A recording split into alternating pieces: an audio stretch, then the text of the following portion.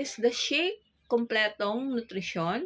Okay, 9 grams ng protein, only 90 calories lang. 90 calories and complete po siya ng nutrition, A to Z. Okay, yan po siya. Kung ano yung nasa nutrition facts, ayun po yung makukuha po natin. Okay. And then, the tea.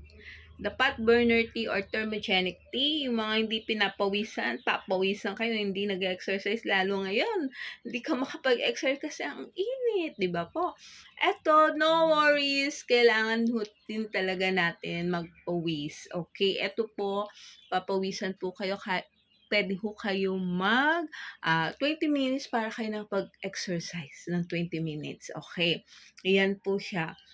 Yan po is a thermogenic tea, fat burner, and energy na ibibigay niyo sa buong maghapon. Okay po. Then, the aloe concentrate